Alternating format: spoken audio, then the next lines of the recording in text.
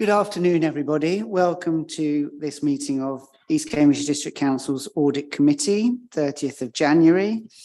We're going to kick off with the first item, which is public questions. Tracy.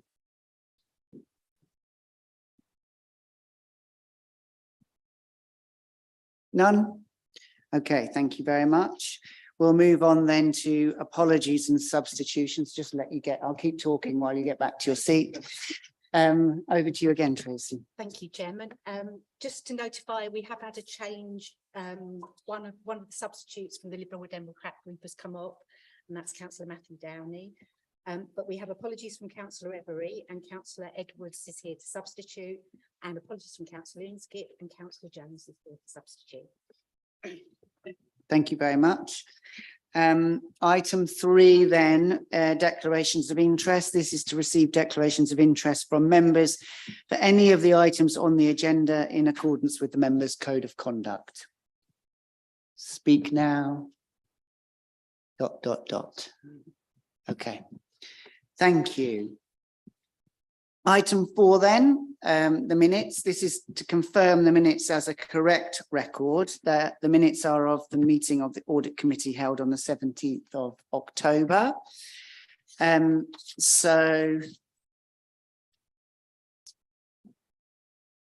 normally like to do this page by page. So unless there's any objections to that, I'll start whizzing through. So page 1. Page 2, page 3, page 4, page 5, page 6, page 7, and page 8, which is the final page. Okay, good. So everybody happy from, oh, sorry, Councillor. Sorry, is it the final page? I thought the questions were part of the minutes as well. Oh, okay, beg your pardon. Sorry, I hadn't seen that. We'll carry on. Page 9. Page 10. Page 11. And that is the final page. So everybody happy for me to sign these minutes? I think that's unanimous. Is it in here, Trey? Big copy in here. Is it at the front or the back? That's a back. Okay.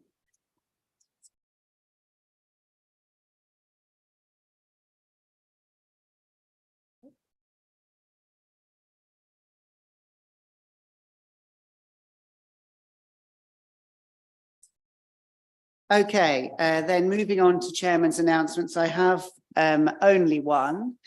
The announcement is that the external audit of the council's accounts for 21-22 started in week commencing the 16th of January. This was slightly later than originally planned. However, Ernst & Young have confirmed that they still hope to present the results of these of the audit to committee in March. Moving on, item 6, annual governance statement, final draft. Thank you, John. Thank you, Chairman. As you said, this is the final draft of the governance statement. Most of the document, which is in Appendix 1, you'll have seen previously. We agreed at the last minute a process by which members could make further comments to that document. As indicated in the report, we didn't receive any. However, the report, the appendices has been amended in the light of the comments made at your previous committee by individual members, and those are indicated in italics. In addition to that, there have been 2 changes in response to the questions, which relate to a deletion in section 7, page 25, which you can relate back to the question, and deletion of section 926 and insertion in section 7, page 25, consistent with the questions. Chairman, we are now presenting this for you to approve so myself and the leader of council can sign it off. Thank you. Thank you, John. We had quite a lot of time on this last time, quite extensive debate, as I remember. So I'm keen not to go over old ground. You've heard the Chief Executive's report that he's tried to address things brought up last time in this new final draft. So any comments from members, please, or questions? Councillor Kane? Do you want to take them all, or do you want them individually? Well, do any other, at this point, are any other members intending to ask any questions or make any comments at this point? I'm not saying that you can't later. In that case, Councillor Kane, we might as well let you go rattle through. Okay. Page 1 of the report, paragraph 2.3, the answer to my question says 2.3 is a matter of fact. 2.3 says the governance framework has been in place for the year. And 2.2 makes it clear that the system of internal control is a significant part of that framework. Now, we know that in 2022-23, lots of aspects of that system were not in place. So I would like to know what the evidence is that it was in place. That was the question I asked. The Clerk, Chairman, are we going through the questions? Where they weren't answered. So this wasn't answered. Sorry, I'm asking. Because my Councillor Kane, just wait 1 second. If we can keep everything through me, that will aid the coherence of the meeting.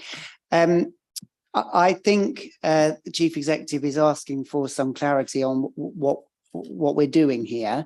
The answer to that is what we're doing here is we are asking questions from this report or making comments, raising concerns from this final draft of the report. So Councillor Kane, the questions that you've asked, which have been duly answered, if the final draft doesn't address them, then if you can direct us to the part in the final draft that you have an issue with, then we can ask the Chief Executive to respond. But I don't intend to go through these questions again. They've been posed and answered. Thank you. In this particular case, the question hasn't been answered because the question was, what evidence is there that the controls were in place in 2021-22, whilst not in place in 2022-23? And the section of the annual governance statement that relates to that is 2.3 on page 1, where it says the framework has been in place for the year. And it hasn't been in place in 2022-23. So I'm asking what evidence there was that it was in place in 2021-22. If there isn't evidence, then I don't think we should make the statements.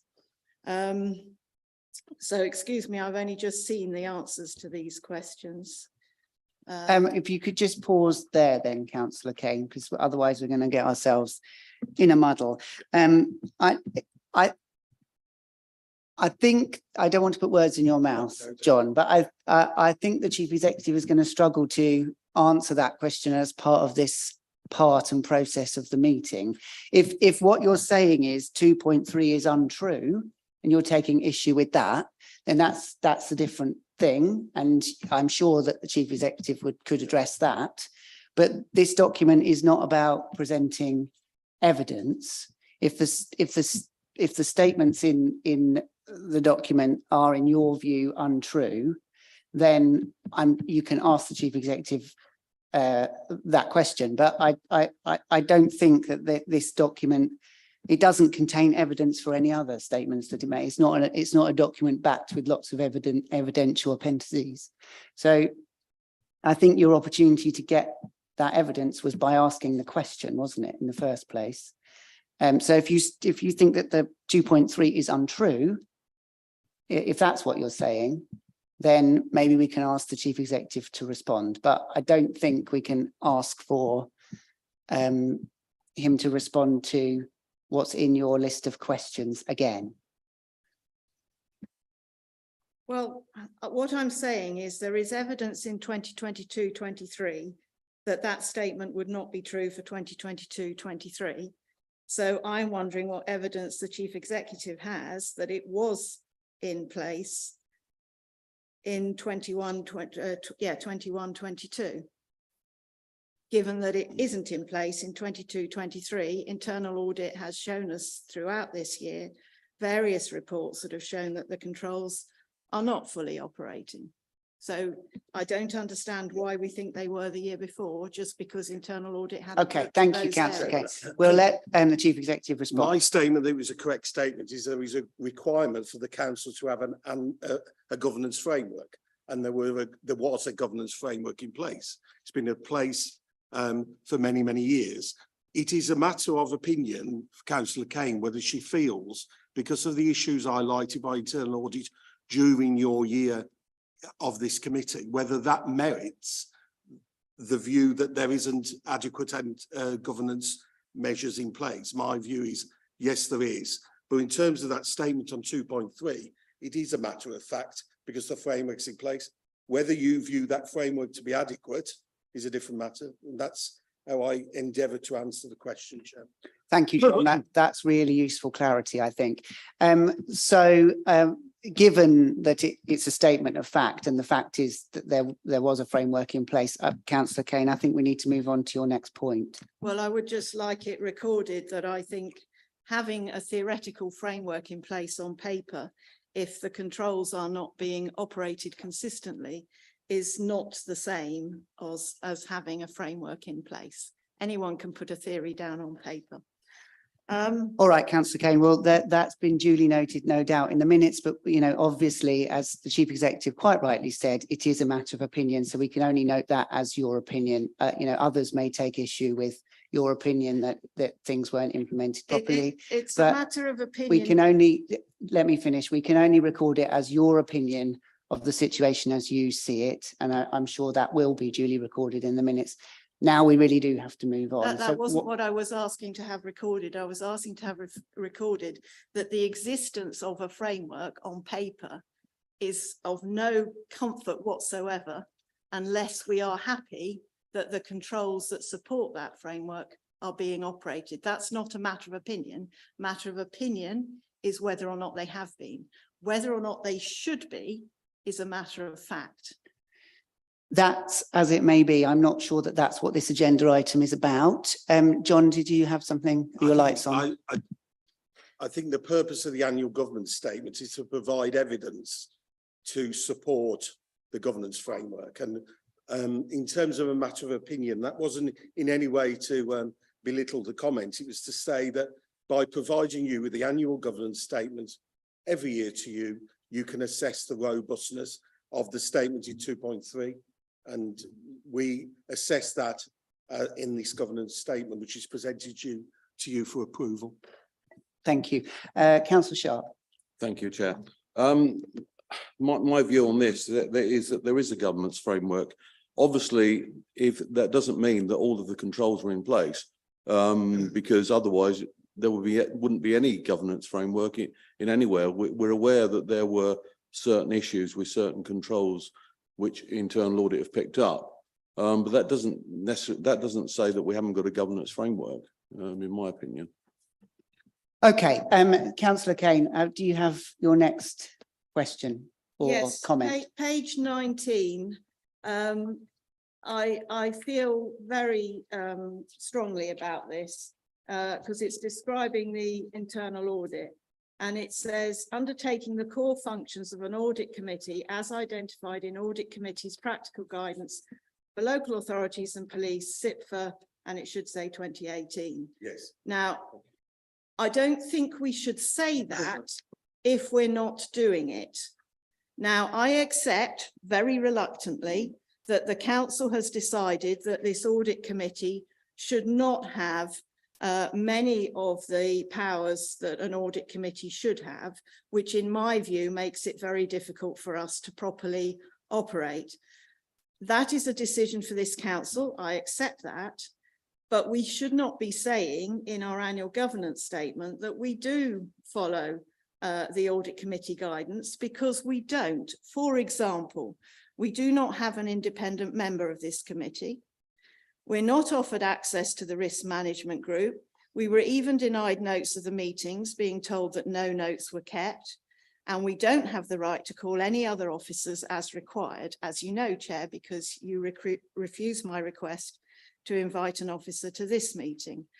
So that is a decision of the council, but we should be honest in our annual governance statement and say that our audit, and not claim that our audit committee follows that guidance, because it doesn't.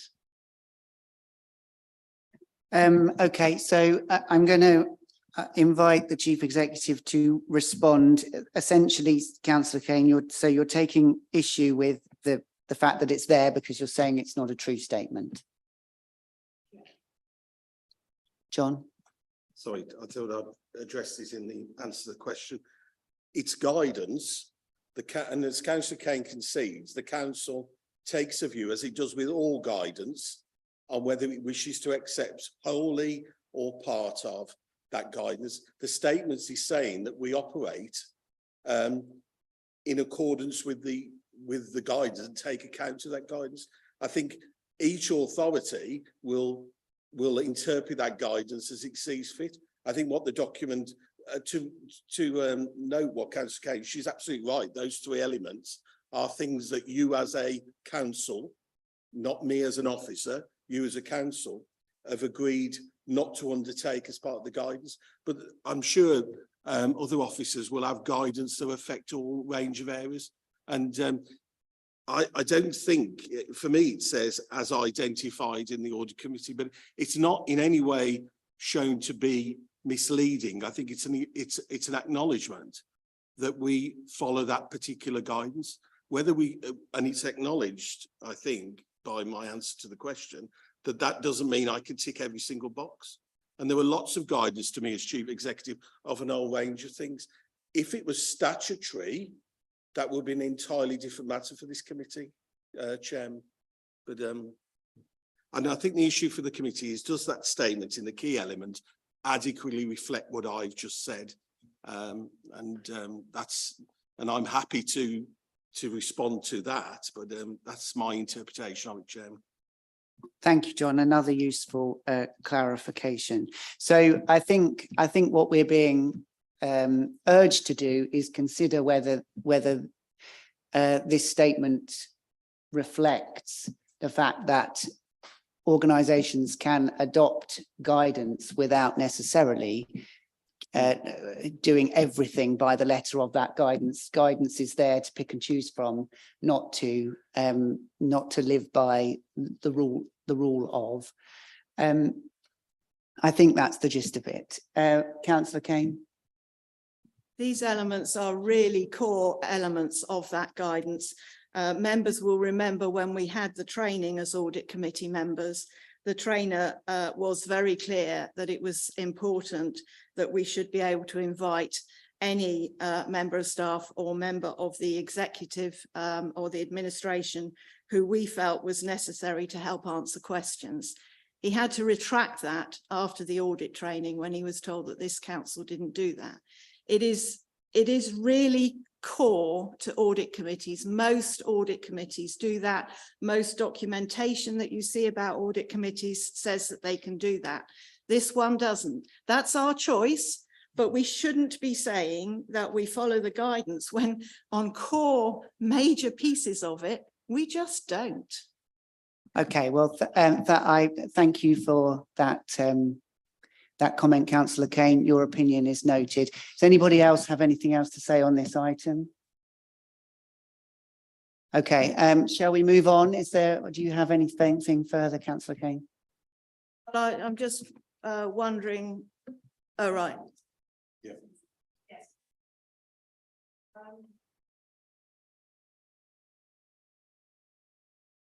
The other thing I feel strongly about is the references to this committee reviewing the risk register. I don't think we do review the risk register. We're given it regularly. We can ask questions which may or may not be answered to our satisfaction.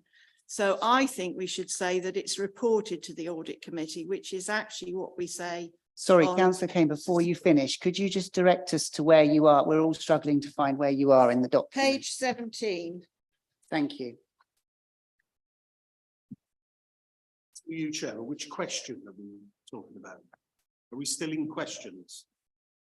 No, Oh, sorry, Chairman, just for clarity, I think it's important that we know whether we're still in questions, because obviously if we're into debate, we respond obviously in a different manner. So, sorry, that was my reason for looking confused. So we're No, outside the understandable. questions. Yes, understandable. Sorry, We're my in the fault. debate, Chair. Yes, sorry, my fault. It's because No, no. I allowed councillor Kane to go on without defining where we were. I'm sorry about that. No, no. so it's page 17, the second bullet point. It says that the corporate risk register is reviewed by the risk management group, the corporate management team and the audit committee. And I don't consider that we do review it. It's reported to us. Now, interestingly, on page 23, in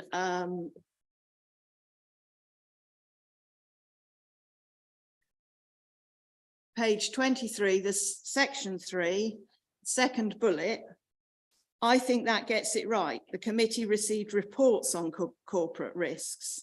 We do receive reports, but I don't think we review them. And we also refer to reviewing them in on page 24. So I think we should stick to the wording on page 23, which is that they are reported to us, because we don't review them. Okay, does anyone have anything they'd like to add? John, is that your light on or? Yeah, I think the definition of what this committee does is actually, I don't want to move to another agenda item, but the audit committee is responsible for overseeing the council's corporate risk register. Whether it's, I think review, I'm actually quite neutral on this, Chair. I think Councillor Kay makes a good point. We do need consistency, and I would hope when we report risk management, and given it's always subject, I think, to a robust debate, that certainly from an office perspective, we see this as a process of review, and we do respond, as you noticed, Chairman, to comments of this committee. But actually, I would agree with Councillor Kane. There's a need for consistency, and through you, Chairman, I'd be happy to make that amendment to reflect in the document the comments made previously later. Thank you. Thank you, John. You're very helpful. Do we have agreement from around the room just to save a bit of time? And yes, so everybody's happy with Chief Executive making that amendment. Thank you. Okay, let's go with that. Anything further, Councillor Kane? Yes, on page 25, the second paragraph, it says control weaknesses have been reviewed in relation to the ICT outages and an action plan is in place. Now, we know from the internal audit before us today that actually even more of those actions have now gone beyond their deadline. So I think that paragraph implies that we've got the situation better under control than we actually have, because the action plan was agreed, but it isn't, there's no evidence yet that it's being implemented. I understand the Director of Finance can make a statement at a later agenda item. I think the paragraph stands is consistent. There is an ICT action plan, and but I know and I understand that the Director of Finance is going to make a further statement at that agenda item. Thank you. Anything further? Councillor Kane, does that conclude your list for this item? It concludes my specific list. In general terms, I think that there's been quite a lot of movement on this towards being more transparent with the issues that the council is facing with internal controls and things. But I think it's still, to me, it still reads as too too complacent compared to the internal audit reports that we've been getting. And I think it would do us good to remember that a satisfactory audit finding means there are some control weaknesses that present a medium risk to the control environment. So I think the reader of this might see satisfactory, but actually what it is saying is that there are control weaknesses and there is a risk to the control environment. And I think we need to be aware of that as an audit committee, that things are a long way from where they should be. Okay, again, thank you for sharing your view. This is an item for approval, isn't it? You're asking us to approve. So I think if there's no further comments, nobody else wants to contribute, we can move to approving. So could I ask, are you happy with this to be done show of hands? So Are you proposal and second? yes, so can I have a proposer for approval of this the annual governance statement? Councillor Sharp, and a seconder. Councillor Edwards, thank you. Could I have a show of hands, all in favour? And against? And any that abstain? Thank you. Did you get that, Tracy? So it's carried out 3 votes to 1 with 1 abstention. Thank you, John. Moving on then. Item 8. With your permission, Chairman, can I present this item? Yes, absolutely you It is a can. joint report, but if you would allow me to do so. This relates to a request made from your October committee. The reasons for retaining the current constitutional operation arrangements are detailed in 4.1. However, and you can see from the recommendation, I think it does merit to see whether, in terms of individual service plans, there are specific financial indicators that should be included in those service plans. Some of those may not even appear in your regular budget monitoring. And so the recommendation is to take forward, and we're at an opportune moment in service delivery planning, because obviously we're bringing those service plans, they're being prepared as we speak. I think if the committee could agree the recommendation today, I could convey that to the service managers, and I think it will not provide everything that that all members wish to see in relation to this, but I think it provides a sort of pragmatic way forward. And I think what I would ask members that they see the service delivery plans and engage on that level, and hopefully see the merits of the recommendation put forward by myself and the Section 151 officer. Thank you, Chairman. Thank you, John. So just to be clear, the recommendation is that members are requested to instruct the Chief Executive to identify further opportunities for the inclusion of appropriate financial performance indicators in the emerging 2023-24 service delivery plans. So I open it out first of all to councillors to make any comments, ask any questions. Councillor Kane. I think Alec, oh, sorry. I'd like it recorded that I'm not happy with the answer I got on paragraphs 4.2 and 4.3.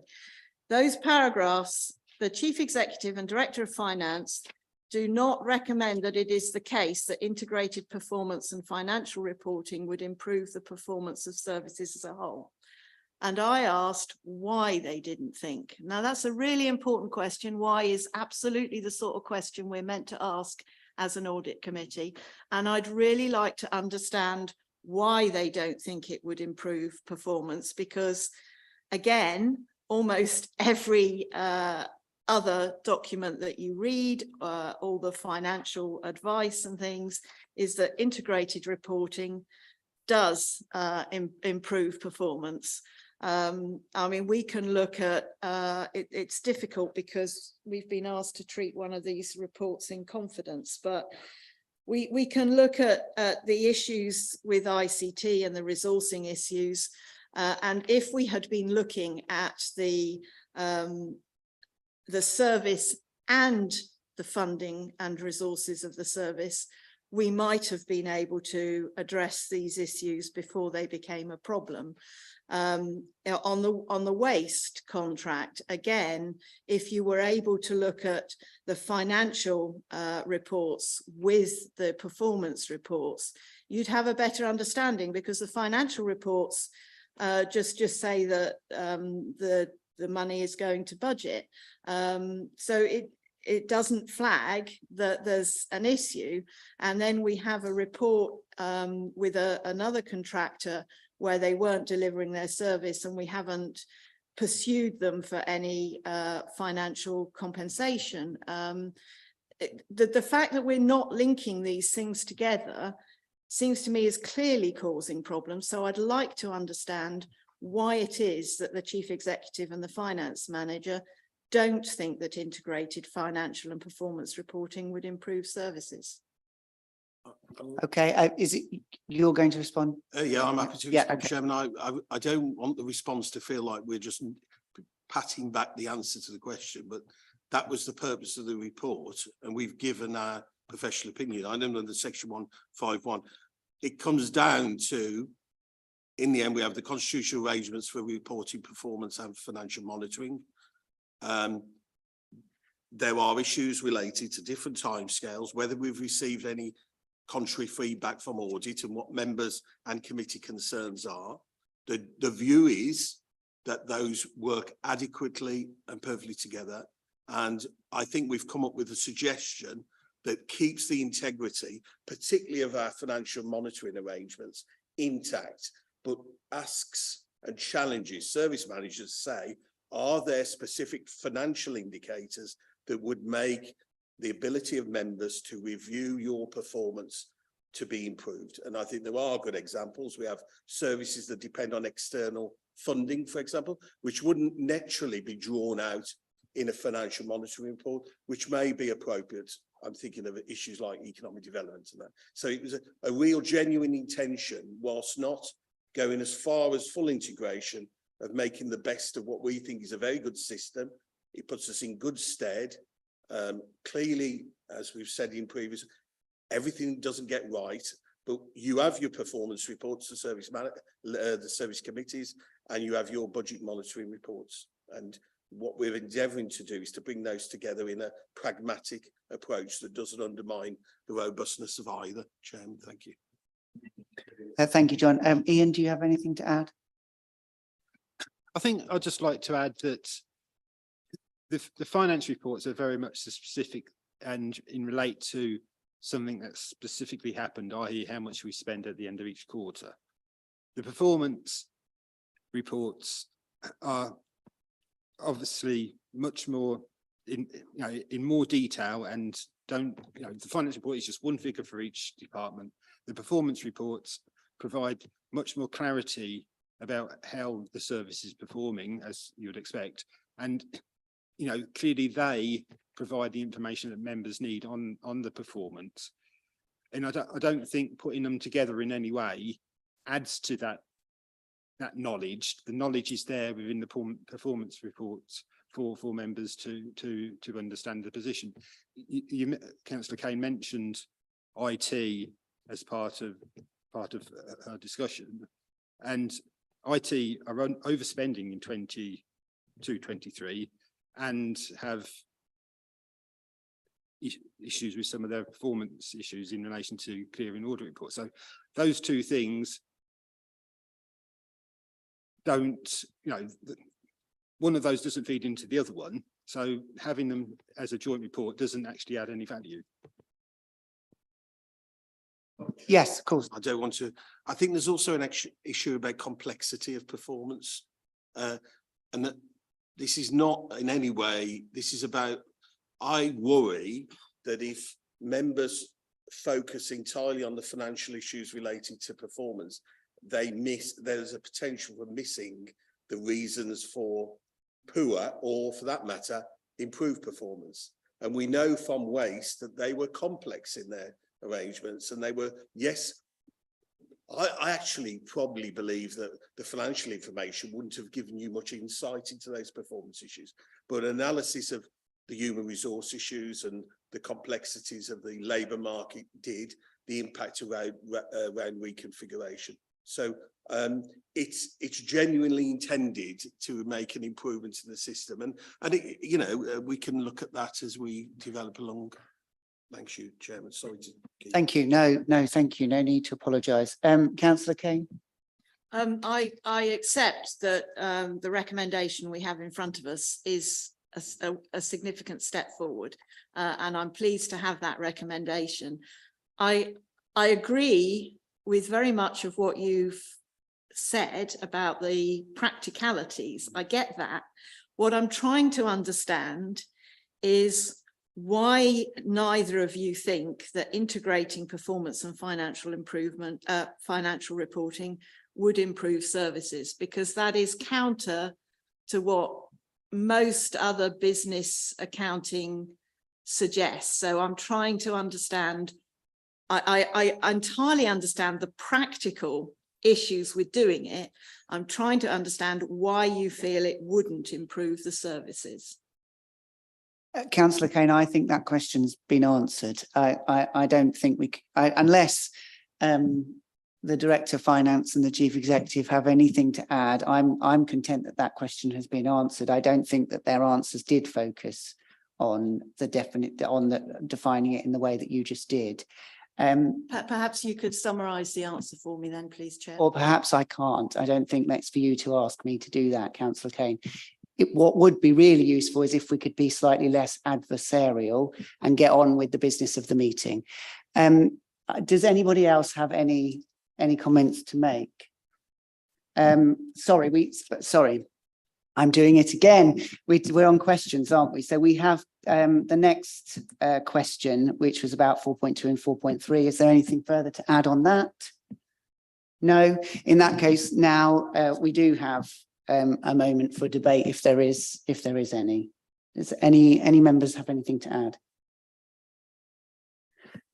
Okay, well, in that case, I think we should move on to address the recommendation. So we know what it is. I read it out earlier just to make sure we knew what it was. Could I have a proposer for this recommendation, please? Councillor Sharp, seconder. Councillor Edwards, thank you. All in favour? Unanimous. Thank you very much. Thank you. Let us move on to item 8, please, which is the anti-fraud and corruption policy item. Who's going to speak to this one? It's Ian, isn't it? Thank you. Thank you, Chair. Following last meeting of committee, actions were taken away to improve the draft strategy. These have now been considered, and where deemed necessary, changes made to the document as detailed in 4.2 of the covering report.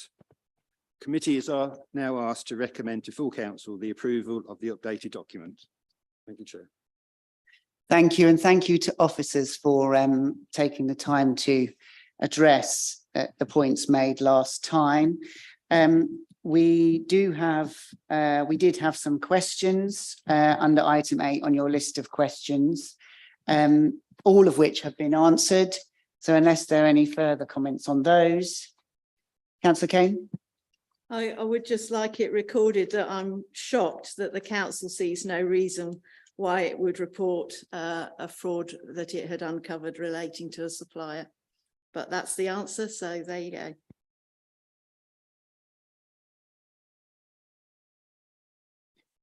go. Okay, well, I'm not sure what you're referring to. So one of my questions was about which frauds get reported. And we report frauds for sums over 10,000, we report them straight away to external audit. But for sums below that value, we only report it at the year end if the council has suffered losses. We don't report all frauds. And the answer I got to that was the council sees no reason why it would report. I'm not quite sure the sentence. The council sees no reason why it would report get involved in fraud relating to a supplier. And I think that's the key, isn't it? What that sentence means, because your outraged may be misplaced if we know what the sentence means and it's explained properly. Councillor Sharp? I was going to come in there because I agree, as a public body, I agree if we're aware of fraud, we should report that to the correct body, whether that's police or whatever. The only thing I'm trying to interpret the answer here, and maybe Ian can answer it, does that mean we're talking about reporting it to external audit? That second paragraph on the answer, because I agree with Councillor Kane, as a public body, if we become aware of fraud, we should report that. Maybe not to internal audit or external audit if it relates to something external, but we should be reporting it to the correct authorities, in my opinion. So I'm just really trying to get clarity on the second paragraph. My interpretation of it is that it means we're not reporting it to external audit. That doesn't mean, perhaps it's badly phrased, it doesn't mean that we're not reporting it at all. Or I would hope that's mine. Yes, thank you, yeah. Councillor Sharp. Ian? Yeah, I mean, that's right. I mean, when we report to external audit, we only report things over 10,000 and then at year end. The reference in 5.4 actually says, sorry if I can get to it,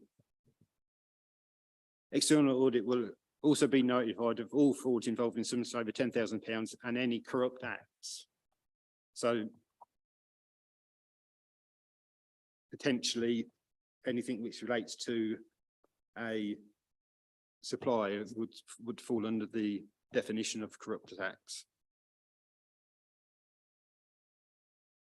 Okay, all right, well, Councillor Kane?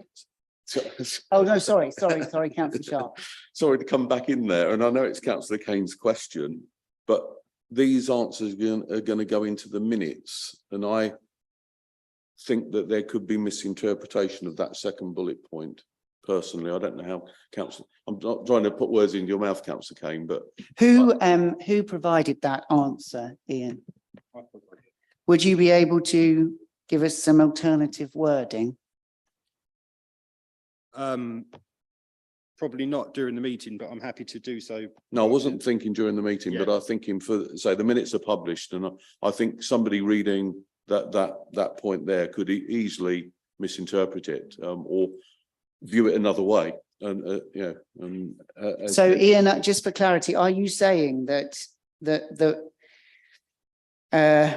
this is about what the council reports to external audit, not necessarily what the council reports to anybody? For instance, the police or whoever it may be. It's a matter dealing purely with what the external auditors are the things that are reported to them, not that the council will not report fraud generally. That's correct. Thank you. Well, hopefully that provides some clarity. Councillor Kane? Could you tell me, sorry, I haven't spotted this, where in the anti-fraud policy it talks about who else we will report to and what levels?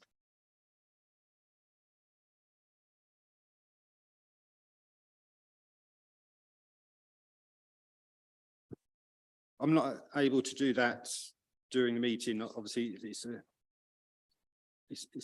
a document which obviously I've been involved in drafting some time ago, and I can't remember exactly where each reference is, but I'm happy to respond to that after the meeting. I mean, sorry, I've just found it. It's 5.5. Yes, I was just and 5.6.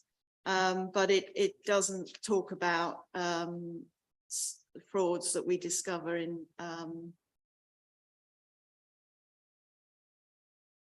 it only lists a few specific types of fraud.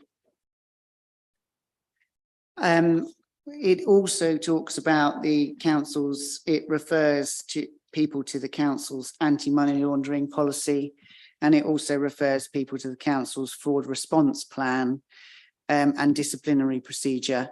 So I think, I'm content that those policies combined with the fact that fraud is also covered by the law, as is bribery, and it's very clear what to do in those circumstances in statute, that one way or the other, I think this is, I don't think that we're being remiss here. I think that it's pretty clear and tight, actually, given all of the mechanisms it presents and all of the tools it gives us to use. Are there any further questions about this question? Good. Okay, let's move on. So we're moving away from questions now. I think, yes, on to the debate. Anything from any members in terms of debate for this item? Councillor Kane. I still think the definition of fraud in 1.6 is too narrow, because it talks about the intentional distortion of financial statements or other records. But fraud is wider than that. And for example, SITFA has a definition: the deliberate use of deception or dishonesty to disadvantage or cause loss to another person or party. And that's much wider. It worries me that if we say it's the intentional distortion of financial statements, most people reading this policy will think to themselves, oh, that's all right. I don't need to worry about this policy because I don't deal with financial statements. I'm not suggesting that makes them be fraudsters. I'm suggesting that makes them less vigilant about fraud in their areas of activity, because they don't deal with financial statements. And I think we need something wider. The policy does go on to say on the next page, however, the Fraud Act 2006, and then defines fraud as per the Fraud Act. So I don't think we're confining ourselves to the definition at 1.6, because on page one, the page one part of 1.6, because if you read on 1.6 through into page 2, it encompasses the Fraud Act as well. And also goes on to talk about the 3 types of fraud, etc., etc. We did debate this fairly robustly last time. I don't want to go over old ground, and because we debated it fairly robustly last time, conversations were had in the team and with officers. And I think, Rachel, correct me if I'm wrong, but you were also involved in the conversation about the definition of fraud, and confirmed that the definition of fraud that we're suggesting is used by many councils, many other councils. And so it was felt that, that there is a benchmark and we're following it. So on that basis, I think we should move on. I can't see any further issue to highlight, but correct me if I'm wrong, Rachel, but I'm told that you felt that other councils used this definition, and so therefore there's precedent here. Thank you, Chair. Yes, I'm happy to confirm that I am aware of other councils using this definition. Obviously, it was originally from the Audit Commission, but considered to remain relevant by other local authorities. So, yes, I can confirm I'm aware of other cases. Thank you, Rachel. So I think having debated it at length last time, and with that in mind, we really do need to move on from that point, in case, unless there's anything new what people want to add. Councillor Kane. On page 15, we say that in the event of an incident of bribery being reported, we'll act as soon as possible to evaluate the situation. I really think it should say that we'll act immediately. I think as soon as possible is exceedingly vague. Again, we debated this last time, and I made the point, and I'm happy to remake it, that in these situations, it's not always possible to move immediately. Sometimes the quite delicate and complex, and investigation needs to be carried out, etc., etc. And so I don't feel that immediately is right either. I believe that a suggestion was made to be as soon as practicable instead of possible. and we seem to come to some happier place with that word last time. But I don't know if anybody's got anything else to add. Ian? Sorry, so just to correct you, what we agreed at the last meeting was replace as soon as possible with at the earliest opportunity. I apologise to committee.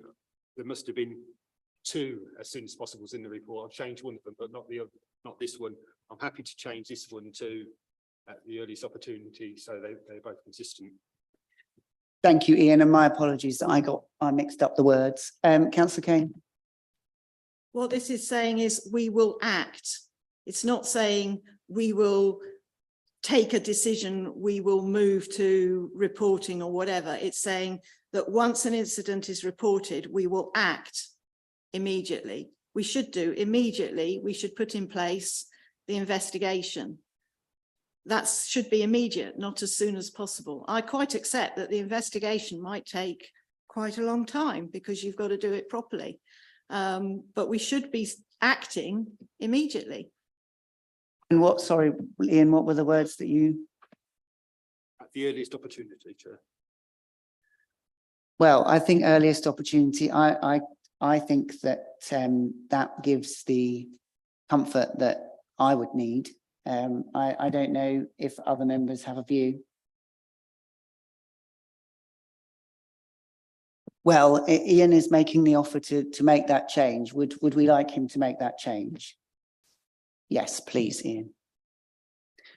Councillor Kane?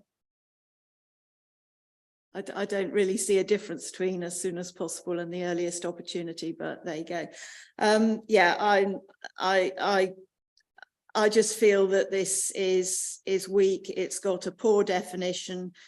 We all know that most people are not going to refer to the Act, and even if they do, as the answer to my question makes clear, they will find that there are 3 subsections that they have to look through in order to try and work out what the definition of fraud is. I think starting with a very narrow financial definition is a huge mistake. I also think it's shocking that we don't feel that we should act immediately when a report is made of potential fraud. So I don't think this document is ready to go to full council yet.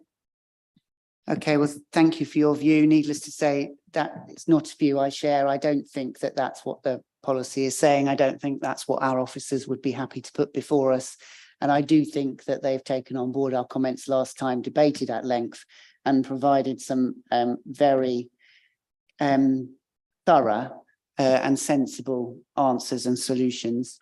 Therefore, we have been asked purely to note the progress made. Oh no, hang on a minute, I'm on the wrong page. Beg your pardon. This is one for approval, isn't it?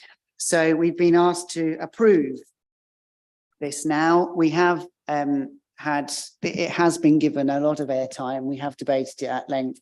I don't feel that anything particularly new is being put before us this time. The issues last time were around the very same points, the definition and the speed at which the council acts. So given that officers have answered, I think we should move on. So the recommendation is members are asked to recommend to full council the adoption of the updated anti-fraud and corruption strategy as attached as Appendix 1 to this report. Could I have a proposer, please? Councillor Sharp, seconder. Thank you, Councillor Edwards. All in favour? Thank you. Against? So the recommendation is carried by 3 votes to 2. Thank you, Tracy. Let's move on to item 9 then, please. Internal Audit Progress Report.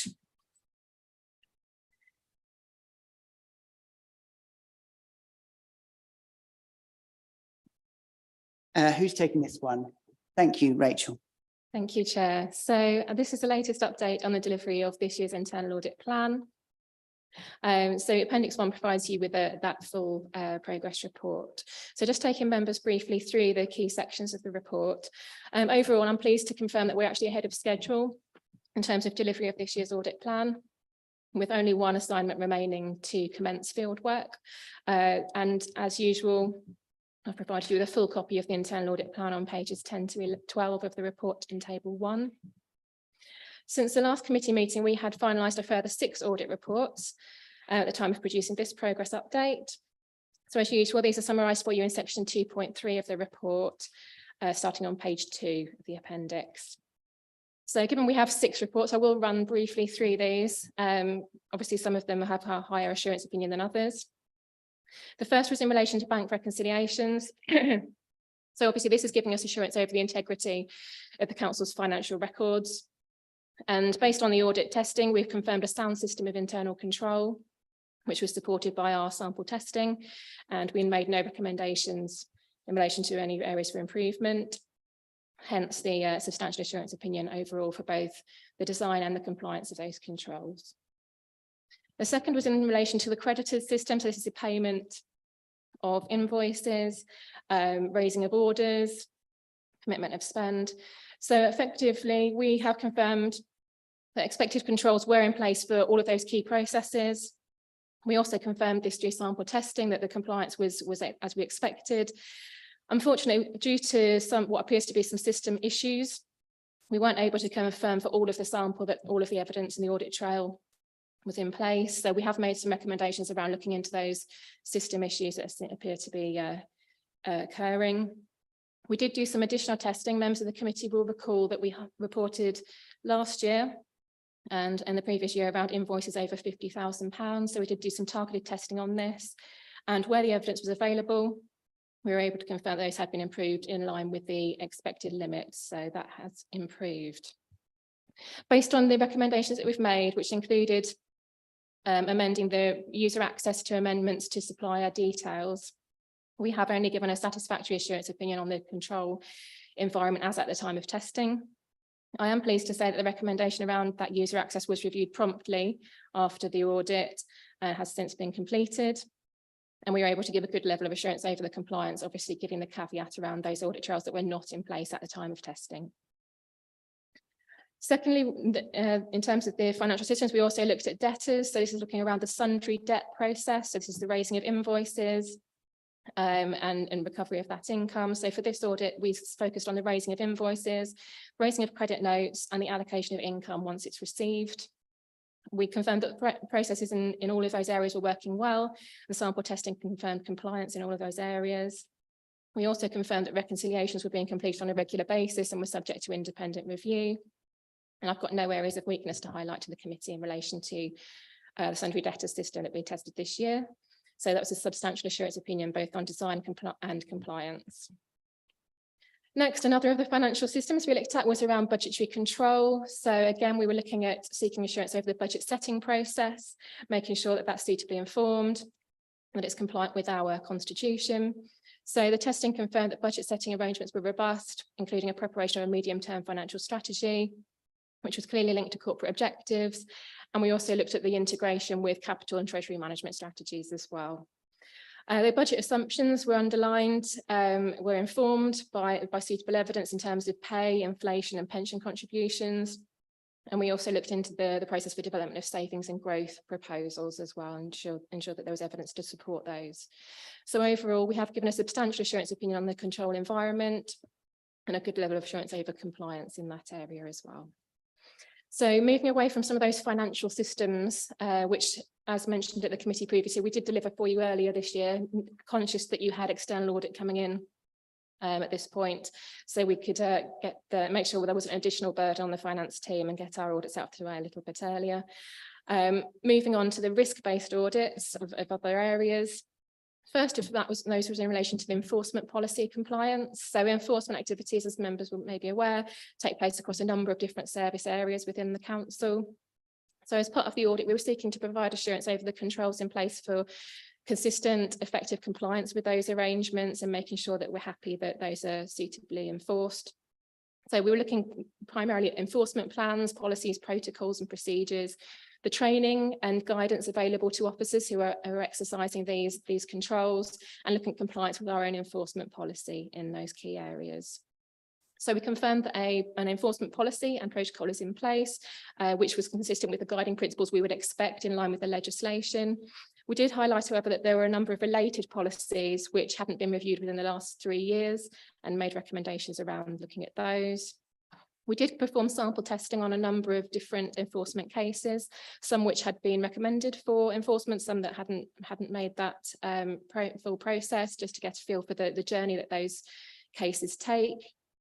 So we did highlight that whilst we saw evidence of compliance with expected procedures in a number of cases in a number of areas, we did highlight there was an inconsistent approach to how these were being recorded. So there wasn't a consistent use of case management systems, in particular in relation to licensing enforcement, where we were unable actually to select a sample due to the way in which those are recorded. So what we would expect, the primary thing that I'm concerned about when we look at enforcement, is that when we make decisions on whether or not to prosecute, we are considering an evidential and a public interest test, and that's suitably evidenced before we even consider going down the enforcement route. And so we were pleased to find that was clearly documented in the enforcement protocol, and that a prosecution file template is in place to make sure all those necessary steps are being followed and evidence is being obtained to support the case. We did highlight, however, that there wasn't a consistent record, there wasn't an audit trail where a service area had compiled a potential case, referred this to the legal team for a decision on formal action. There wasn't a clear log of those to show what decision was taken and what happened where that didn't proceed. So we have made some recommendations to strengthen controls and consistency in those areas. And at the time of reporting, we've given a satisfactory assurance opinion for both the design and the compliance, obviously noting some of those gaps in the testing we were able to perform. So the next was in relation to IT asset management. So the committee will be aware that we do undertake a number of audits in relation to ICT. This was focused primarily on the assurance over controls for managing the council's hardware and software assets. So we were pleased to see that in terms of hardware, so our equipment, we have an established asset register that's been in place for over a year, and that has a record of all of those hardware assets which are recorded and maintained. We performed some physical verification testing to confirm that that was accurate, and that gave us some assurance that that was in place and it was fully accurate and comprehensive, noting some differences in terms of room locations and things, which is something that's already being looked at. So whilst we did also confirm that the ICT team have procedures in place to ensure that installation is rolled out to devices in a safe manner, we did identify areas for potentially improving the controls around safe recording of software assets, to make sure that we're looking at things like license coverage to ensure we're not under or over licensing on those systems, and to make sure we're on top of controls around things like patching and the management of those systems. So whilst at the moment ICT only look after some of those key systems and a number of the systems are managed out by the service areas, what we've recommended is that the council look at developing a software register with full detail around each of those software packages to enable that to be collated and overseen on a central basis. That doesn't mean that everything needs to be centralised, but at least we've got that single source of truth that we know around all of our IT systems. We did, based on the fact that some of these systems are being managed out in the service areas, perform some sample testing with a couple of those service leads and system administrators, and that did confirm that the responsibilities between the systems administrators and IT had been established and controls were being applied, which should give us some reassurance around how this is being managed and the current arrangements. So pending those recommendations around strengthening controls in those areas, we gave an assurance opinion of satisfactory for both the design and compliance in this area. So that's a run through of the finalised reports. We have also, since this report was produced, we've also finalised a further 2 reports, which will obviously come to the next committee meeting along with anything else that's progressed in the meantime. Since the last meeting, we've also completed another of our real-time risk assurances, which we've obviously started bringing to committee this year. So in relation to this, we looked specifically at risk A4, which relates to homelessness in the district. This was selected because this risk had actually increased in scoring during the last 12 months. So we thought it was one to focus on in terms of our assurance. So we have looked at all of the controls as usual and RAG rated those for you as to whether or not the control is in place as stated on the register. We RAG rated all of these as green, as members of the committee will see on pages 18 to 25 in table 5. We did note on page 21, you'll note that there was one control relating to the use of bed and breakfast accommodation where we have highlighted a factual inaccuracy in the statement that was on the risk register, and that has been amended as a result of that and is updated on the risk register. So also within the report is an update on the implementation of recommendations made as a result of audits. So in table 2 on page 13 is an overview of the statistics in terms of those.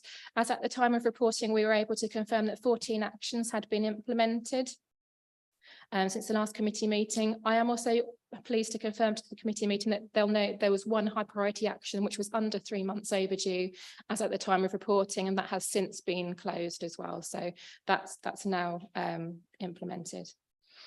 So as at the time of reporting, as you'll see, there were 6 actions which were overdue by more than 3 months, which were high or medium priority. So as such, these are all detailed for you in table 3 with the latest comments we've received from officers as to the status of that work. And finally, I just wanted to mention that I have included a reference within the report to audit planning for 2023-24. So I am currently looking at development of the audit plan coverage for the year ahead. We did obviously have an indicative audit plan which came as part of a 2-year plan to this committee last year. But I want to make sure, we need to make sure there's a live document that's risk-based and it's reflecting any changes in your risk environment. So as a result, I will be fully reviewing that to make sure that remains fit for purpose and obviously considering our potential coverage for the following year as well. So I just wanted to invite members of the committee if they wanted to highlight any areas for consideration for inclusion in the audit plan for next year. If those could be shared with myself or the chair of the committee, I'd be more than happy to feed those into that risk assessment process in development of the plan. So that is a run through of the key sections, Chair, and I'm happy to take any questions. Thank you. Thank you, Rachel. I just want at this point to remind everybody that the recommendation is that the committee notes the progress made by internal audit in the delivery of the audit plan and the key findings. And it's to note. Do we have anything? I'm sure Rachel.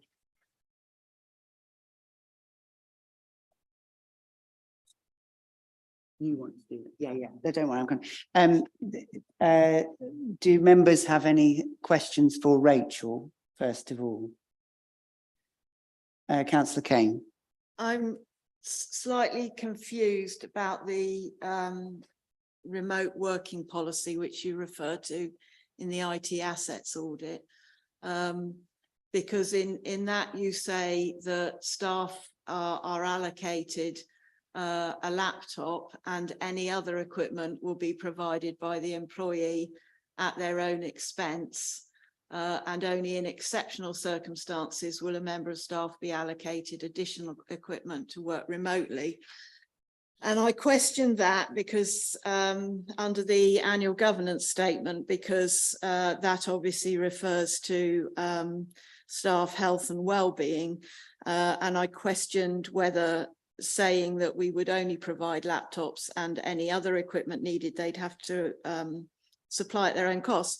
And in that answer, I've been told where staff have requested assistance with equipment at home, chairs, internet cables, adapters, ICT or facilities have assisted free of charge. So I'm confused because obviously in terms of auditing how we monitor our assets, it's quite important to know what sort of assets we might have given staff to take home.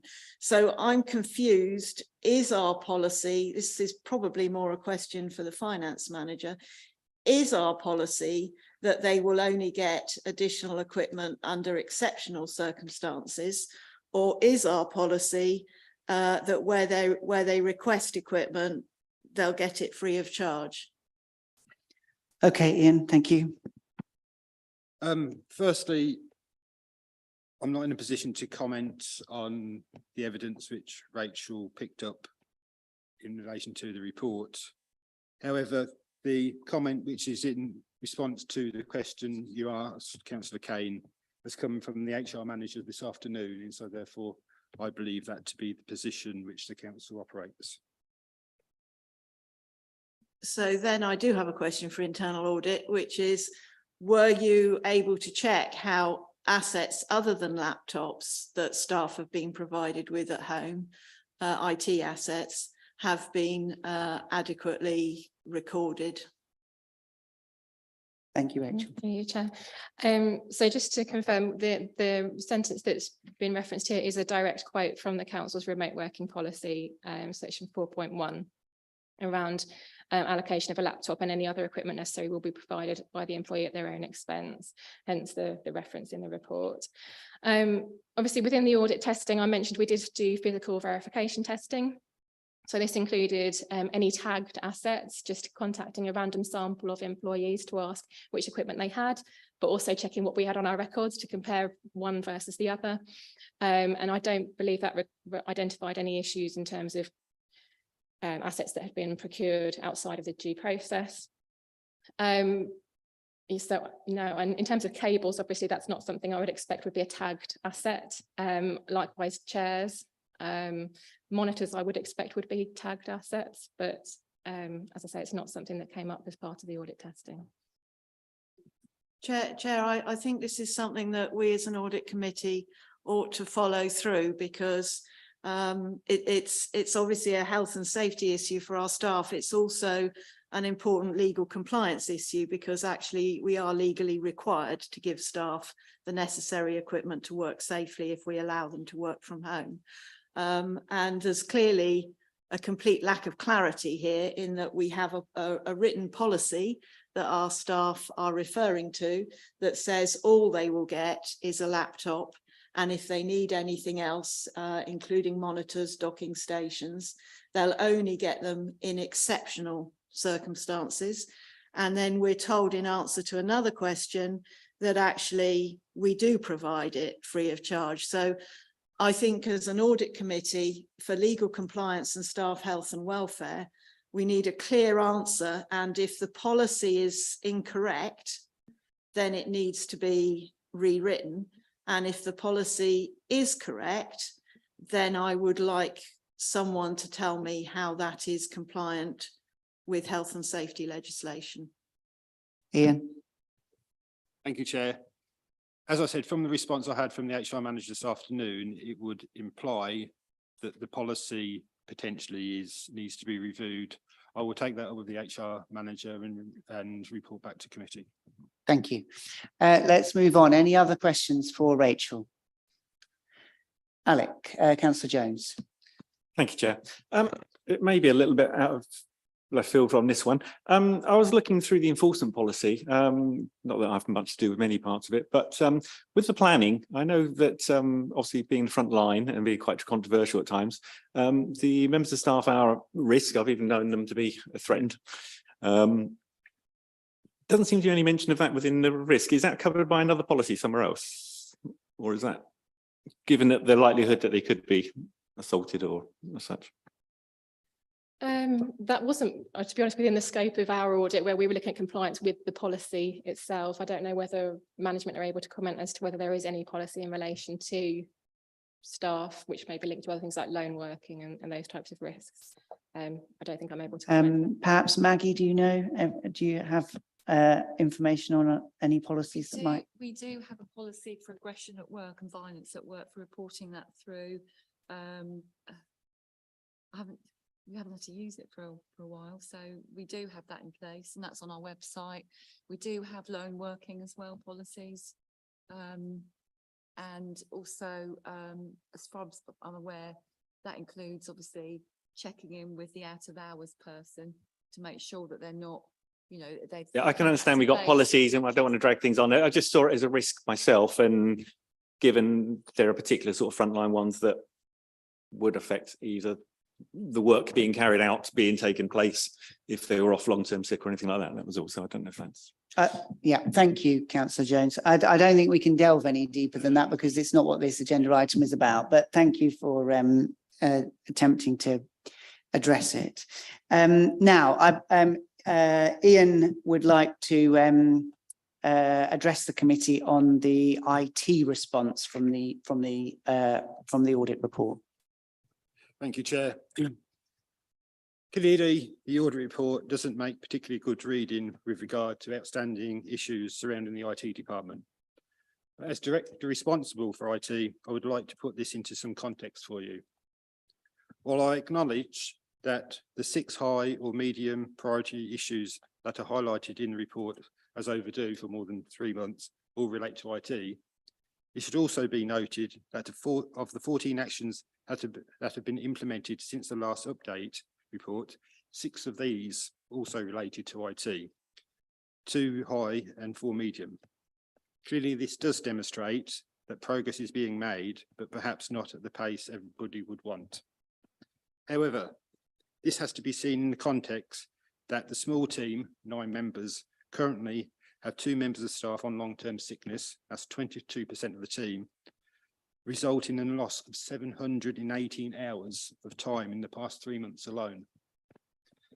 Because of this, the remaining team members have been concerned on delivery rather than writing up what they need, with writing up documents seen as a lower priority. You will note that the majority of the outstanding audit recommendations relate to writing up strategies and plans, i.e. writing up the procedures that are already in operation. I hope you will understand that when staff levels are unexpectedly reduced, it is far more important to get on with the doing rather than documenting this, although I acknowledge that this does need to be done as soon as possible. I've discussed this with the committee vice chair and have agreed that in order to provide responses to the detailed written questions received this morning from Councillor Kane, a fuller report focusing on the internal audit actions will be prepared and presented to committee in March. Thank you, Chair. Thank you, Ian. Moving along then, Councillor Kane. I would like to say that I have always found my interactions with the ICT team. They've always been extremely helpful, polite, and effective. I don't want any of what I'm going to say to suggest I don't think that team is working really hard, or indeed that I don't think that they've chosen the right priorities to address. Our question as an audit committee is, has that team got adequate resource? Again, it's difficult to address that question in public session because the audit report on the IT outages we were asked not to talk about publicly. It's not exempt as such, but we were asked not to talk about its detail. But we do know that there were significant issues. This IT assets report we've had shows that yet further backlogs have been building up. You will know, Chair, that I asked for the IT manager to attend this meeting. I think what we need at the next meeting actually is the people who control the resources that that team is being given. So I think, as well as the paper you're suggesting, we need to have the chair of operational services, the leader of the council, and the head of paid services, because this is clearly a resources issue, not a staff effort and ability issue. And we need to get to the bottom of it, because frankly, it's just getting worse. And we don't get what I see as proper open honesty on this. When we looked at the 2 matters, I think it was 2 matters outstanding over 3 months at the last meeting, we had quite a discussion of that and our concerns of it, and we were assured that it was all in hand and it would all be coming. When the officers at the time knew that there were yet further actions that hadn't been taken. We have in front of us an IT assets report that flags up significant issues over, for example, data protection. And we're told that they will be addressed in a year. Now, I understand that is what the current team feels they can realistically deliver. What I don't feel is that that is adequate. So we should be asking what resource is needed to do that more quickly. I'm really worried about this. It looks like a team who are being put under far too much pressure, and just finding that things are getting worse. Yes, the day-to-day, all of us have got systems and all of us are running. I see from my answers that they don't think anyone's email was hacked. I must have misunderstood. I thought we got an email from a couple of councillors saying that their emails had been hacked, and we should ignore them. And the API certificate thing is something I noticed in the new year when I tried to access some stuff on the council's website. I got error messages about the API key not being available. I didn't report it because I was still able to access what I needed, and it had cleared itself after a few days. But it does suggest that we have a significant problem here. So as I say, I would like the people who are responsible for providing the resources to attend our next committee meeting and tell us what they're planning to do to ensure that the IT team has the resource to correct these very significant issues. Okay, thank you for that, Councillor Kane. I took the opportunity while you were closing your remarks to seek advice from Tracy, and this committee we're not in a position to insist that any of the people that you suggested, the leader, the chairman of the committees, etc., attend this committee. We can request, but we can't insist. It would seem to me that the better way, the way that this committee was constructed to operate, is that we receive the report. The director of the service that the report relates to will be sitting in the room, because that is Ian, and he's lead officer for this committee.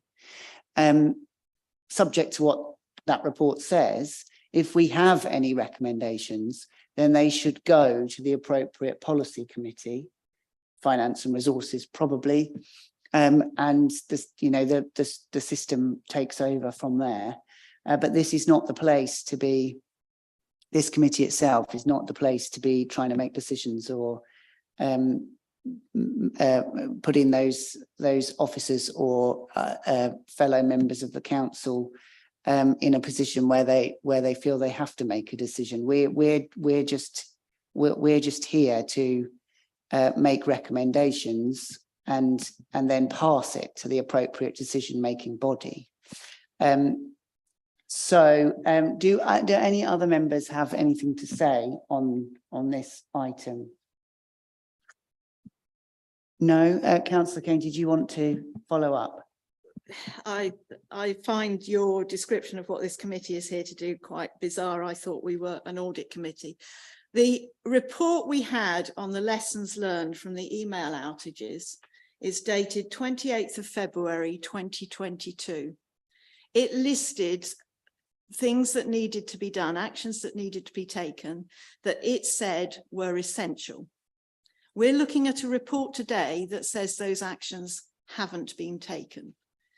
I think we are being ridiculously complacent in saying, oh, well, we'll have another report in March and we'll see what we think after that. It is already abundantly clear that we have a serious problem here, that this department is under-resourced. Okay, we don't need to hear the speech again. Thank you, Councillor Kane. I think that we are again at a difference of opinion, aren't we? And thank you for your opinion. So can I have it recorded that my view... Councillor Kane, I am talking and I am the chair. Until you are in this seat, you cannot decide when to speak. I think that we need to move on. I'm happy to come back to you in a second when I've finished speaking, Councillor Kane. I'm not going to cut you off, but I do think we need to move on. You have quite rightly raised your concerns with this area. I think we all share at least some of those concerns. The response from the director of the department is that a full and proper report with the answers to your questions will be brought to our meeting in March.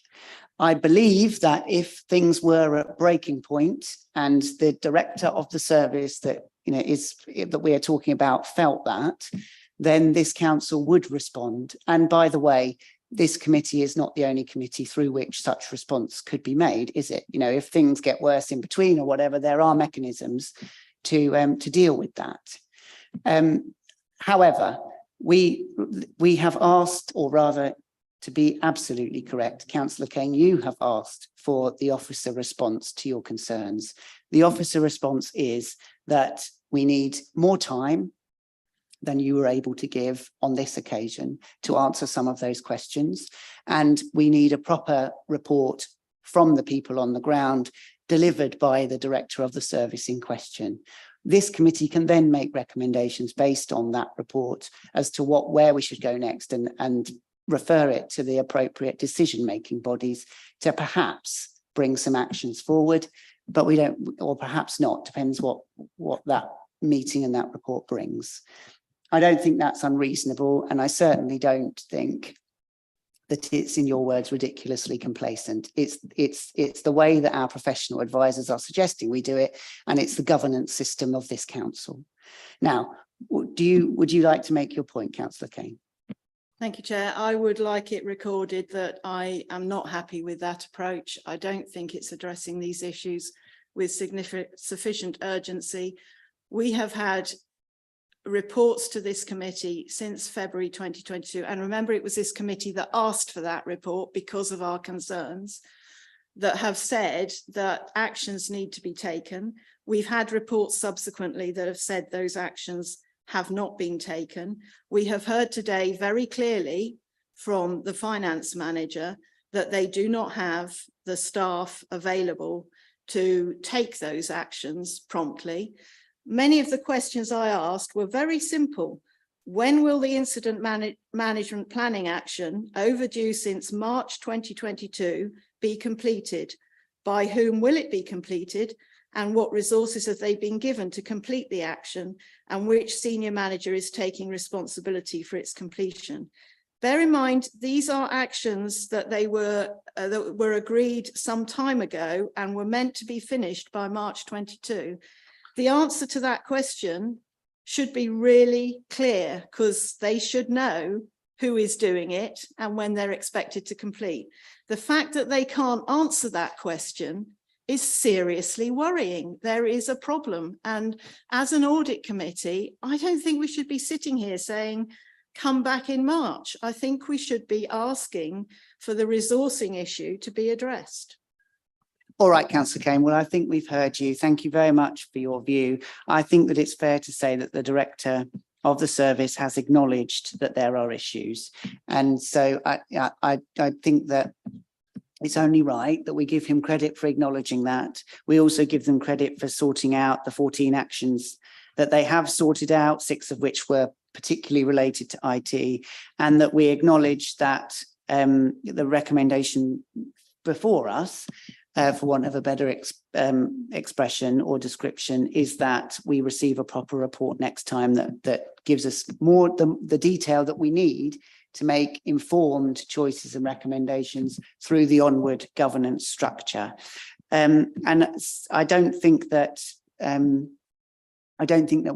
getting anywhere by further debating this, unless anyone has anything new to bring to the debate. Councillor Kane.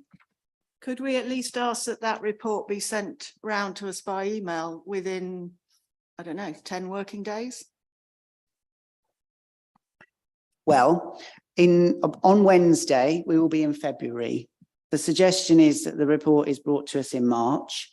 Papers in any case have to be 10 days, is it 10 days before the committee? So we're not talking much of a discrepancy, are we? So February is the shortest month. So I don't think the way to get to the root of the issues and to get proper and full and informed answers from a team under stress is to put them under more stress and get a report more quickly, then we actually can action it. I do understand the need to get it in enough time for the meeting so that we can all digest it and form our questions, etc., in plenty of time. But that is why, Councillor Kane, we extended the time for papers to arrive with members for this particular committee, to enable that process, to enable officers more time to answer questions, and at your request, so that it covers 2 weekends, to enable us that work full-time, and I work full-time, to have the time to review it properly. That's the system we have in place, and that's the system that we should stick to. I don't believe there's anything to be gained by hurrying it by, a week to 10 days and putting everybody under even more stress. Yes, Councillor Kane. That would actually bring it forward by about 4 weeks, and that would enable the people who are responsible for resourcing that department to help address the points of stress and do something about it. By delaying it, we're just ensuring that the stress on that team continues for longer. Well, the director of the team is here. Ian, do you believe that it would be a good idea to ask the team to come up with that very important report within the next 10 days? Thank you, Chair. My preference would be very much to bring the report to the March meeting. Clearly, all the time that is spent by the IT manager writing this report is time that she is then not being able to do to actually progress the audit actions which we're looking to do. Clearly, we want to get these actions signed off as quickly as possible. In relation to timetables, clearly, if the 2 members of staff in the team were coming back from long-term sickness relatively soon, then we'd be expecting to get the issues cleared far quicker than if they continue to be on long-term sickness. Now, clearly their health is by far the most important issue here, but very simply, if we are losing hours of work within the IT team, that is going to impact on how quickly these recommendations can be done, because clearly our main focus is the day-to-day stuff, which you've already acknowledged is of a good service. Okay, so I think we've gone as far as we can go, as they say, with this item. Councillor Kane, do you have something new to add? Yeah, I would just like to say I'm slightly worried about the idea that this report is going to take a long time to write. Can we be clear as a committee that we're not asking for a sort of well-drafted report with lots of paragraphs? We simply want a schedule of when these actions are going to be completed, and who's doing them. I don't want them to spend a lot of time doing something that they wouldn't otherwise have to do anyway. Okay, well, I think the scope of the report and how it's presented, etc., is going to be up to the director of the department and the IT manager and the team that have to write it and present it to members. But thank you for that reassurance. Where are we? We're on item 9, aren't we? So the recommendation is that the committee notes the progress made by internal audit in the delivery of the audit plan and the key findings. Councillor Kane. I have some other issues I'd like to address. Okay. So there's the IT assets internal audit, and it addresses the problem of the backlog with cleaning hard drives, which is a data protection issue. And we've been told that will take about a year to address. I'm really not happy that it should take a year. I think we should be asking that it be done more quickly. But in any event, if we are accepting that it has to take a year, we should have milestones within that, so that we don't get to this time next year and being told, oh, sorry, we haven't done it. I'd like to see milestones so that we can see how it's progressing throughout the year. I'd also, as I say, like to see transparency. I'm really seriously disappointed that we were told at our last meeting that the two issues that were outstanding were going to be done, when the officers knew that there were further issues that were falling behind schedule. And I would like to ask for better transparency with this committee as we try to understand what's going on with the implementation of these actions. Okay, Ian, is it possible to insert some milestones that makes this year a bit more trackable? To be honest, Chair, I'm not 100% sure where in the report it says the year of, it's going to take a year to get this recommendation actions. I can't see where that says that is there in the report. Can you assist, Councillor Kane? Yeah, it's page 9, destruction of hard drives.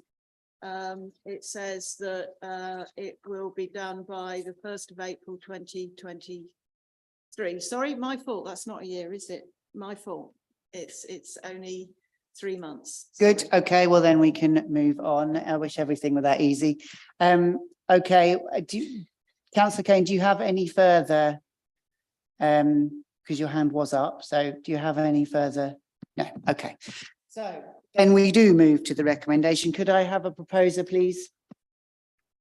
Councillor Sharp, seconded by Councillor Edwards. All in favour?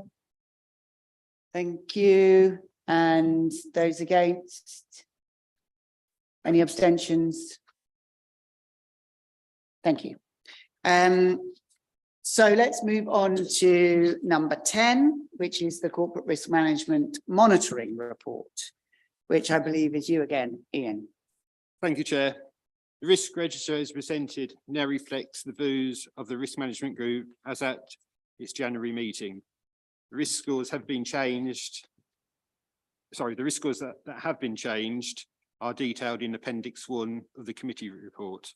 The committee is now asked to note this report. Thank you, Chair. Thank you, Ian.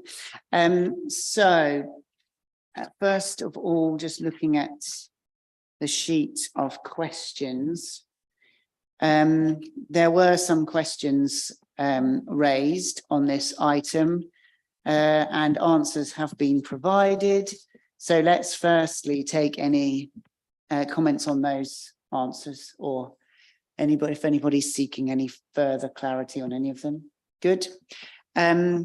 Nothing there. So let's move to the debate. Oh, Councillor Kane. Yes, I do have. It's back to the IT issue. The answer I got about the hard drives and the risk to data there is that they're securely locked away with only the IT having access to the locked area. But the internal audit report actually flagged that because they're easily portable and because they're not trackable, if someone gained access to that locked room, they would gain access to all that data. So I do think that the risk management, I don't feel I've had a proper answer to that because the internal audit are flagging that it's an issue. The ICT manager is just saying, well, it's in a locked room and presumably the RMG is agreeing with that. But internal audit has pointed out that people can get into locked rooms and then they're accessing something that is really easy to take away. Rachel, would you mind just first commenting on internal audit's view on that particular point? Yes, I think really just to reiterate Councillor Kane's comments on in terms of the report, obviously we did do some physical testing. We did an unannounced visit and ensured that actually the rooms were fully locked and nobody was able to access them without a member of IT who had access to the key. I think it still stands that from my perspective, we still consider them to pose a risk because of the nature of the assets. Unlike a laptop, for example, that may have encryptions and require passwords to access, the hard drives would be a higher risk and are portable, as you say. So that's the reason for us raising that as a particular concern. So that reiterates. I think, Thank you. Ian, do you want to make any comment? I'm not sure there's much more to say Chair, clearly acknowledged by Rachel, these are all locked away behind, behind a locked door. Clearly, we acknowledge in the IT team, they do need to be disposed of securely as soon as possible, and we are working on a procurement to do that. There won't be a need for a formal tender because of the value of the work needing to be done, but we will need to procure the work as soon as possible. Okay, thank you. Councillor Kane.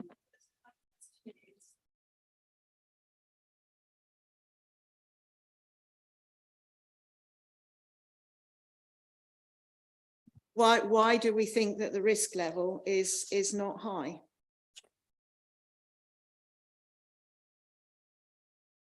Well, I mean, like all things in the risk register, it will have been considered by the risk management group.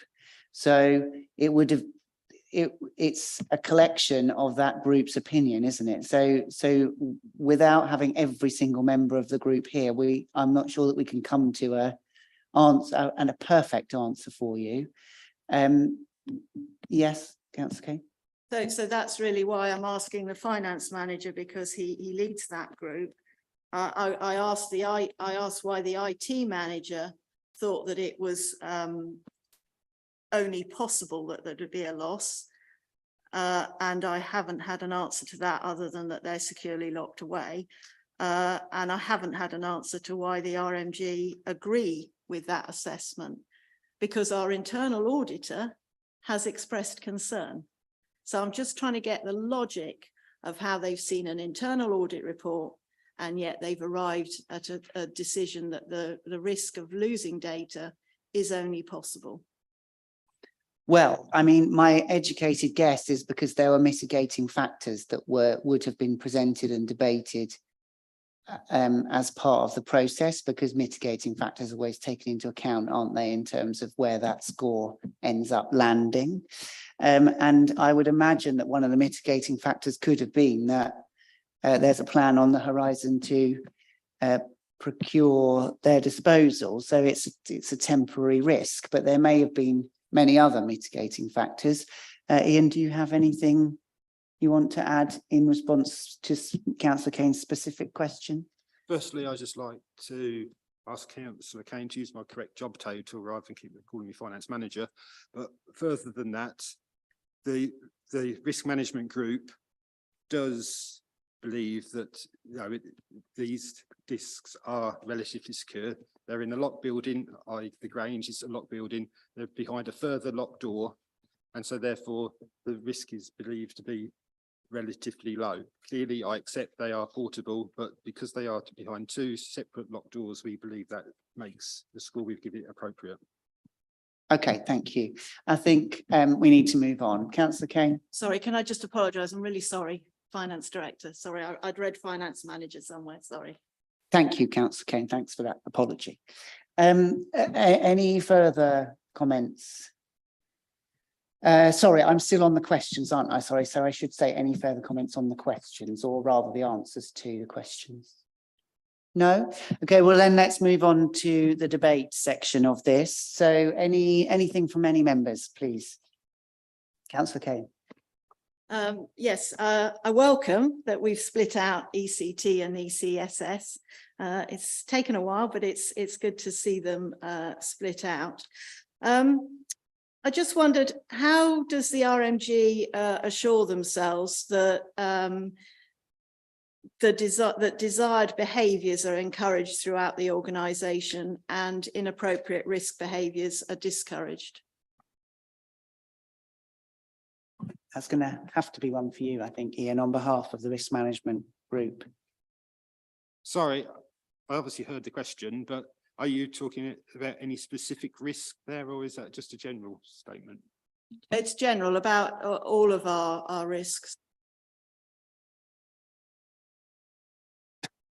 I mean, the risk management group is a group of senior officers within the council, and obviously, as part of our discussion, we do obviously look at the risks, and then it's for the respective members of that group to disseminate through their own management, well, the management teams in service leads to ensure that the risks are taken appropriately, looked after appropriately. Yes, councillor Kane. And when the RMG is looking at how to capture risks and how to assess them, how do you capture and learn lessons from past events? Ian? I mean, I'm not sure there's learned lessons specifically. I mean, we capture risks because we have a senior officer from each of the respective service areas on the risk management group, and so therefore that one of their roles as sitting on the group is to feed up into the corporate group any risks which they believe have reached the threshold which is inappropriate to manage those risks at a service level, and so therefore that is part of the role of the risk management group to receive new risks which as I say, service leads believe are now beyond their management. So that's how the risk register, the corporate risk register, is formed, and how we monitor it on that basis. Councillor Kane? So does the group ever look at a recent event and look at lessons learned and how that might feed in to the risk register? Ian? Yeah, I mean, clearly the risk register now includes a risk around the cost of living crisis, which has been added, and you know, clearly that is looked at this issues around this and what the council can do to try to address these. So yeah, we're always looking at new emerging risks and what the council can do to address those. Councillor Kane? And that's good, the sort of horizon scanning, the emerging risks, that's good to hear.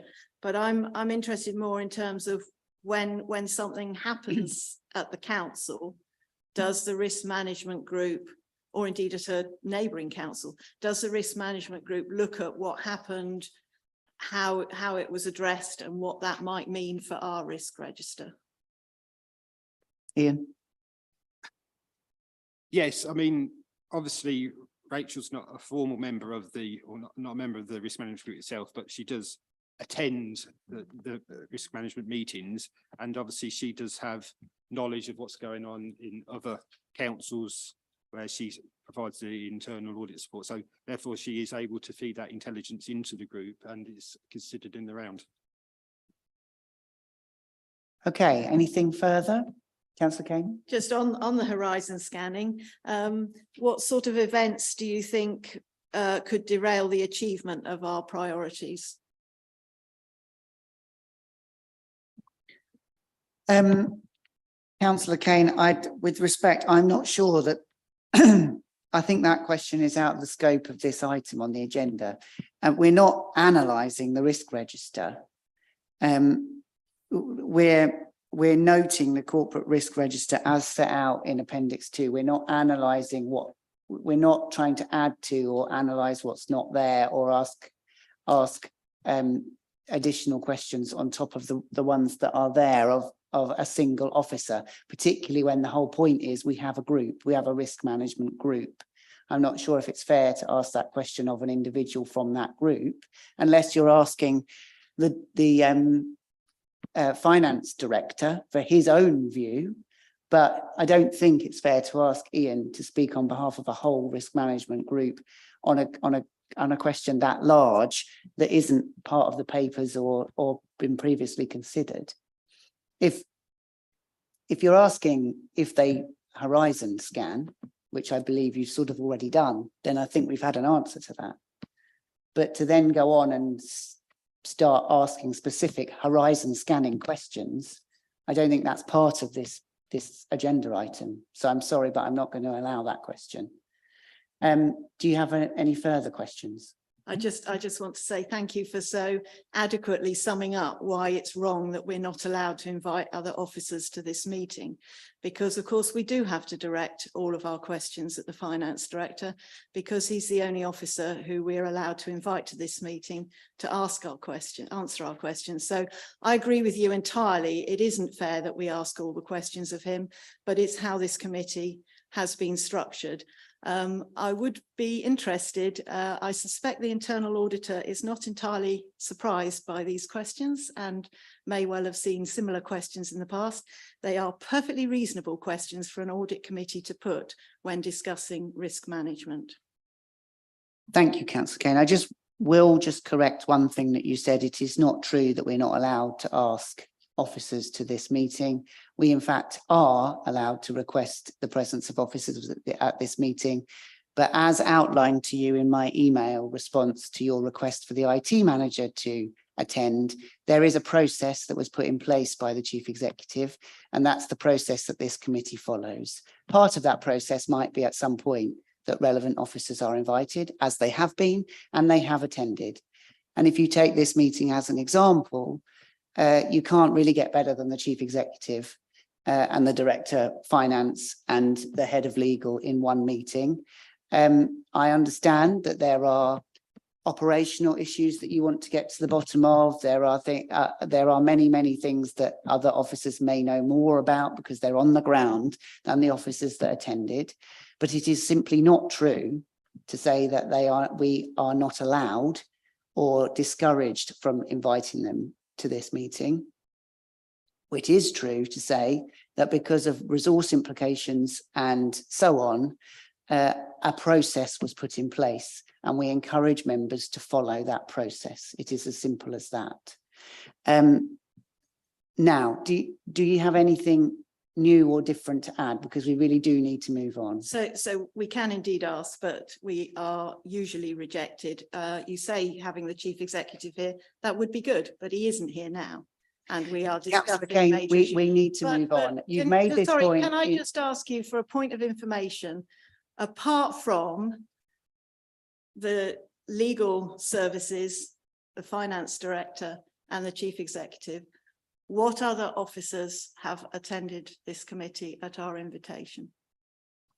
I'm sure that we could look through the minutes and find that the answer to that question, perhaps. Ian, would you mind, or somebody, or Tracy, would you mind answering that question as a follow-up to this meeting? I don't know off the top of my head, but I do distinctly remember that other members of staff have attended this meeting.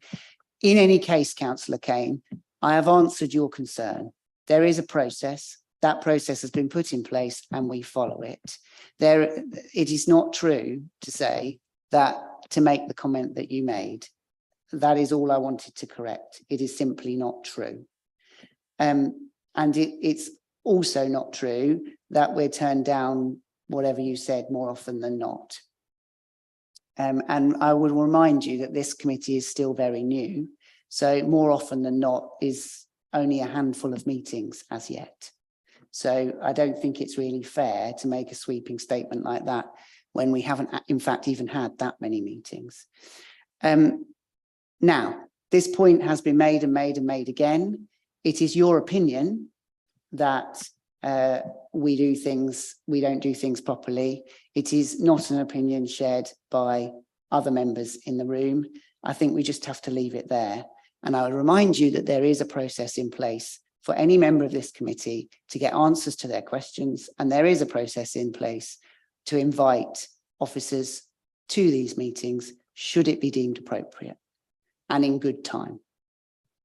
Now, we do need to move on. So, Councillor Kane, I'm hoping that this is a new point, because if it's not, I'm going to move on anyway. So I would like it recorded that I have several times asked that members of staff should be invited to this meeting, and I have always been refused that request. I would just like to say that I looked through the government orange book, so-called orange book on risk management, and this sums up, I'm afraid, how I feel about the risk management at the council and how we are able to, what are we supposed to do? Oversee the corporate risk register and the risk management policy. And this is the quote, and I would like this recorded. Confidence diminishes when there are uncertainties around the integrity of information or of underlying processes. I'm afraid that sums up how I feel, Chair.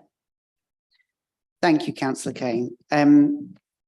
It is, of course, important that when one raises significant concerns and takes up, chunks of committee time on those concerns, that when officers offer a way to work through those concerns, it's taken up. And I think there are at least 2 examples in this meeting alone. The Chief Executive offered for members to feed in, had no response. The Finance Director offered for members to give risk scenarios to try and put members' minds at rest about the scoring that you made such a important but long, if I may say so, point about at the last meeting. And I believe the Conservative group submitted some scenarios for testing, which were duly tested, but I don't believe that your group or you, Councillor Kane, as the councillor that brought it up, did submit anything. So we have to be very mindful, don't we, that if we're going to make these big points and make big sweeping statements and use words like the words that you've used, outrageous or whatever they were, and very concerning and all those things, and take up committee time over and over again on these points, that when officers offer a way of getting further insight, that they're taken up, because otherwise, we will never move on. And officers have tried to, allow further testing and put members' minds at rest. And those offers simply have not been taken up. And that's fact. So, I hear what you're saying, but we do also have to do our bit, don't we? Now, Councillor Kane. So thank you, Chair. I did actually put quite a lot of suggestions about the annual governance statement to the last meeting. I had no further suggestions to make after the meeting. I also question whether it is this audit committee's job to write the annual governance statement or the officer's job and our job to review it. In terms of the risk management, I said at the time that I thought that that was a pointless exercise. I couldn't see that it was addressing the concerns that I'd raised. But added to that, I had already set out my concerns several times in writing. I see no point in setting them out again. That's why I haven't responded to that and won't respond to that. And I did say at the time it was missing the point. Okay, well, nevertheless, I think it's a great shame. Let's move on. So we have now, I think, given item 10 a decent amount of time, and it is time to move on. So the recommendation that the committee notes the corporate risk register as set out in Appendix 2 is made. Can I have a we're not approving anything, are we? So we just simply need to note, don't we? So I think that is duly noted. Thank you. Let's move on to item 11, which is the forward agenda plan. Any comments on the forward agenda plan from, sorry, I just need to get the right page. Yes, Councillor Kane. We were supposed to be having the value for money risk assessment from external audit at this meeting. I wonder, firstly, why we haven't had it at this meeting and when we are going to get it. And then I think you've touched on this, but I do wonder why we haven't had a further explanation of the risk matrix from the risk management group and when we can expect to get that. Chairman, I can respond on the value for money item. External audit said that is all wrapped up in the whole statement of accounts and the audit plan for the forthcoming year. So that will be addressed as part of, and that's why it didn't need to come as a separate item to this meeting, because it will be part of the whole encompassing documents at the March meeting. So that was the explanation for that one. And regarding the risk matrix, I think you've hit the nail on the head, Councillor Kane. I think we had our chance to test it. We've debated it long and hard. That chance has been and gone. Some of us took it up, some of us didn't, regardless of whether you thought it was a good idea or not. And we move on. Anything else? This committee agreed that an explanation would come back to this committee. To this one today? Or are you talking about Didn't pick a future? date per se, but I'm wondering why it hasn't come and when it's going to come. I see. Okay. So Ian, do you want to make a suggestion as to where that should sit in our forward plan? I think, Chair, to be honest, the recommendation which was approved at committee last time in relation to the risk matrix was a report would come back if members came up with some scenarios. There wasn't any guarantee, there wasn't any promise that the report would come back if those scenarios weren't provided. And on the basis that no scenarios were provided in advance of the report's deadline, that's why there's no report here. And I still hold that point of view that unless scenarios are provided, then there's no value in bringing another report to committee. Councillor Kane? I thought you said that you had provided scenarios.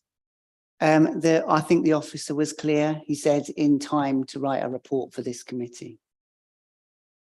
But he now has the scenarios, so when will the report come?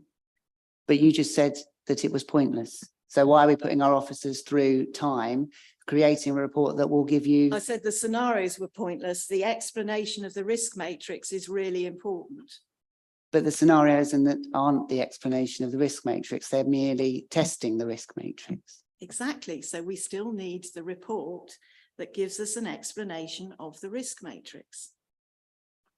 But I believe the risk matrix has been explained to us infinitum.